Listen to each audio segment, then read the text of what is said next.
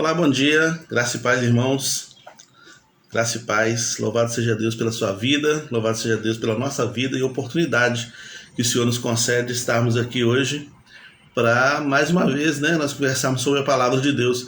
Eu esqueci de acender uma lâmpada aqui, está meio escuro, mas fica tranquilo que o que tem que brilhar aqui é a palavra do Senhor, Nós vamos lê-la, está escrito lá em Isaías 61, de 1 a 3, é um dos textos que eu mais gosto, Um dos primeiros textos que eu li quando me converti. Eu deparei com esse texto, achei muito interessante esse texto, então sempre me recorro a esse texto quando me sinto desanimado, quando me sinto incapaz de fazer a obra de Deus, porque de fato nós somos incapazes mesmo, mas quando o medo bate para fazer a obra de Deus, eu recorro a esse texto, eu me lembro dele, onde Isaías diz assim, o Espírito do Senhor Jeová está sobre mim, porque o Senhor me ungiu para pregar boas novas aos mansos, enviou-me a restaurar os contritos de coração, a proclamar a liberdade aos cativos e a abertura de prisão aos presos que vivem na escuridão, de acordo com o texto lá da versão King James.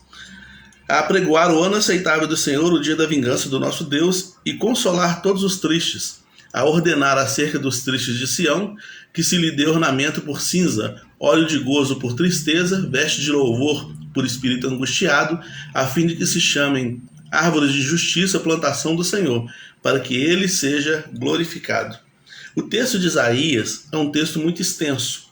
A escrita do profeta é muito extensa.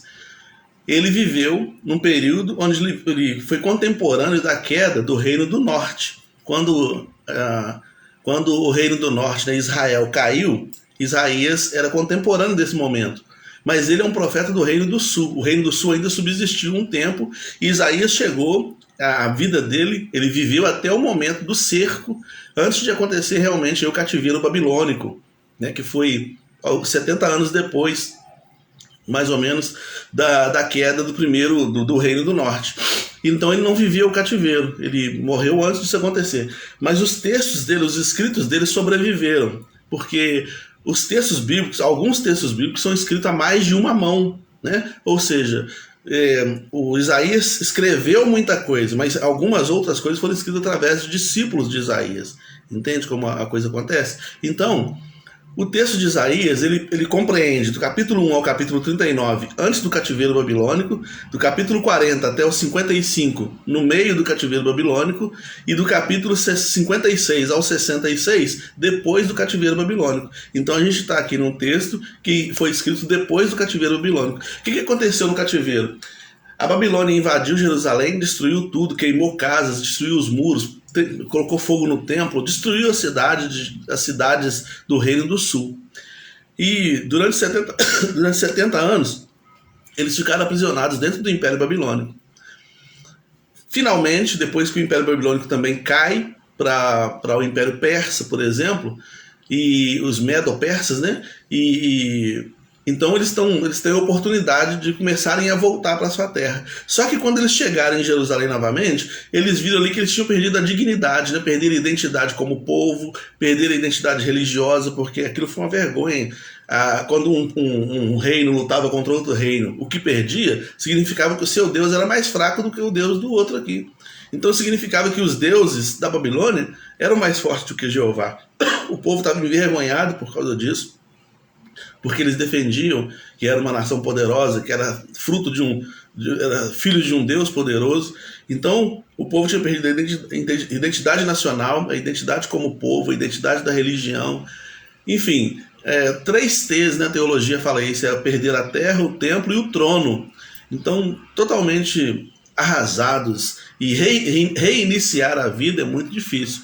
Existem catástrofes, situações que acontecem na nossa vida, que é muito difícil a gente retomar a caminhada, é muito difícil a gente retomar o andamento da nossa história, A não ser pelo poder de Deus. Isaías era um entre o povo, O escritor do texto aqui era um entre o povo que também estava se sentindo envergonhado, também estava se sentindo caído, também estava sentindo a vergonha e a necessidade de um levantamento, por parte de Deus, porque nele mesmo não havia força nenhuma. Então ele tem a convicção de dizer assim: o Espírito do Senhor está sobre mim. É claro que esse texto é um texto messiânico, é um texto que vai cair na boca de Jesus como uma luva, porque o Espírito do Senhor, Jesus, foi quem primeiro esteve cheio permanentemente do Espírito Santo. Então o texto está sobre ele, inclusive ele repete esse texto lá em Lucas 4, 18 e 19, né? Ele lê esse texto lá e fala, se cumpre em mim essa profecia. Então é um texto que aponta para o Messias. Entretanto, o profeta, ele tinha convicção, aqui no texto escrito, ele tinha convicção de que o Espírito Santo estava sobre ele.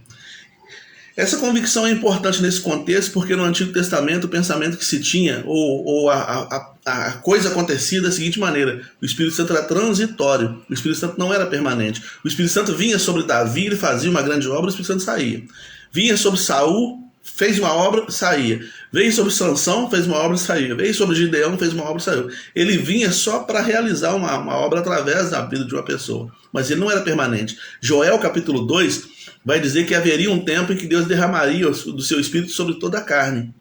Derramaria no sentido de permanência. Jesus também, a partir do capítulo 14 de João, ele vai falando sobre o ministério do Espírito Santo, ele fala assim, ó, virá permanentemente, não será mais transitório. Mas nesse contexto aqui do Antigo Testamento, esse profeta, Isaías, ele tinha convicção de que o Espírito estava sobre ele.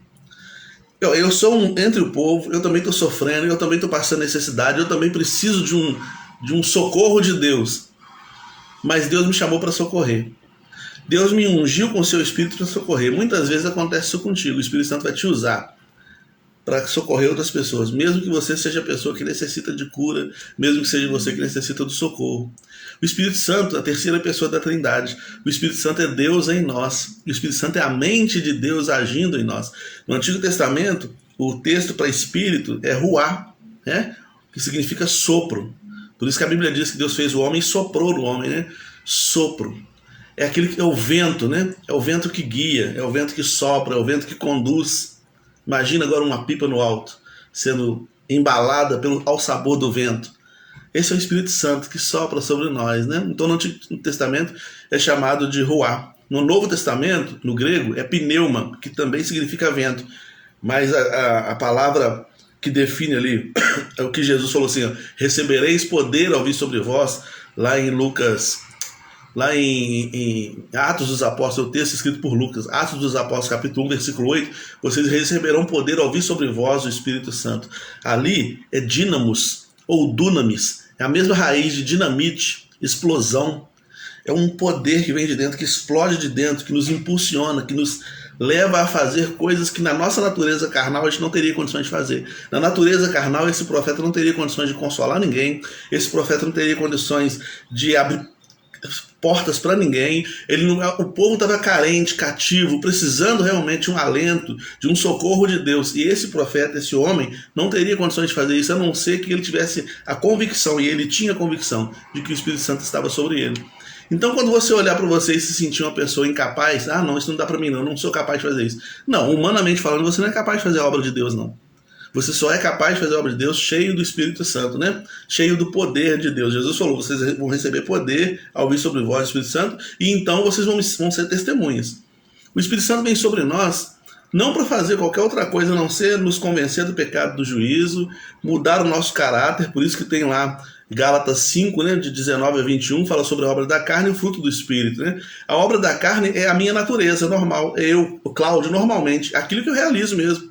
Tá lá tudo escrito lá, depois você dá uma lida, Gálatas 5:19, né? O que é a obra da carne? É aquilo que eu faço na minha natureza normal. O fruto do Espírito é aquilo que o Espírito Santo faz em mim, quando ele está em mim, né? Então ele muda o meu caráter. O Espírito Santo não vem sobre mim para eu virar cambalhota, para eu adivinhar coisas. Não, ele não vem sobre mim para isso, não. A primeira coisa que ele tem que fazer é me converter, e é ele que me converte. Então, quando eu entendo a mensagem de Jesus e aceito Jesus no meu coração, o Espírito Santo vem.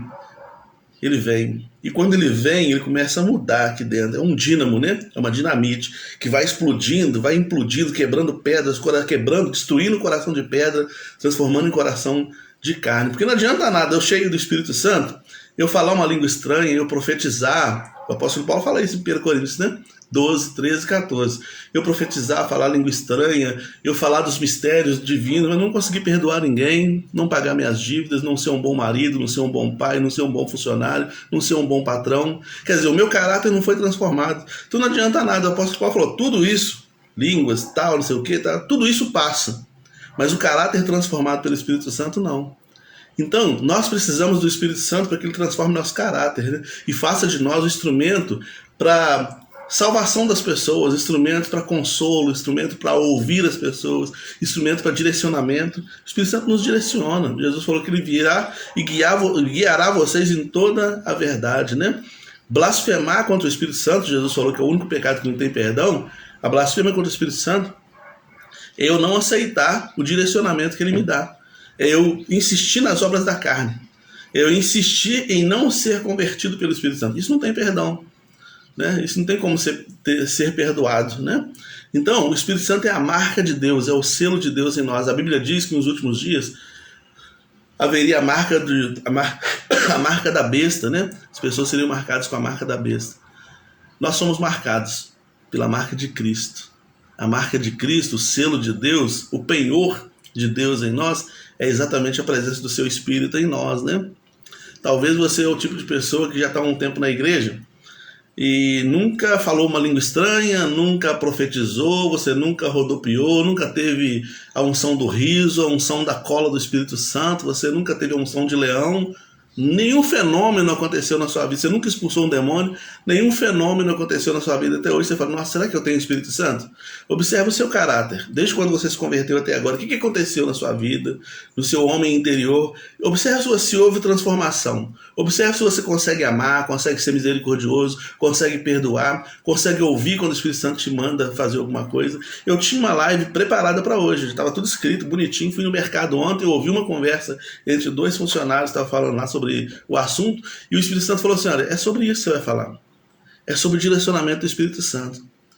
É claro que eu tenho que fazer minhas anotações, é claro que você tem que fazer suas anotações, mas quando o Espírito Santo é livre para nos conduzir, ele toca nos corações. Algumas coincidências que acontecem, como aconteceu domingo, tudo que eu preguei de manhã foi pregado de novo à noite por uma pessoa que não estava na igreja, uma pessoa que nem é da nossa igreja, mas ela foi lá e falou e esmiuçou mais ainda, né, algumas coisas que eu tinha dito pela manhã. Ela não estava lá.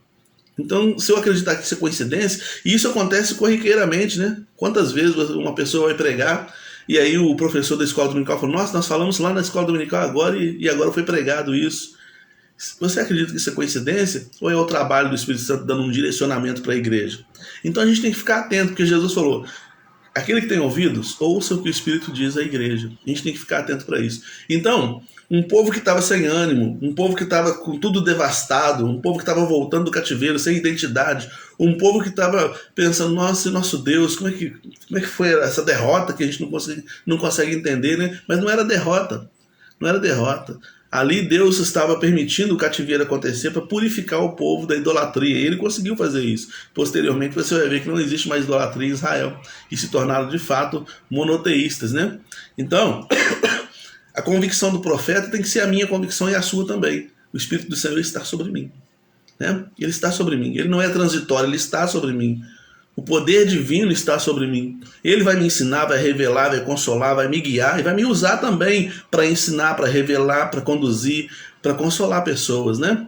Então, que seja assim na sua vida, que seja assim na minha vida também. Dê bom dia para o Espírito Santo.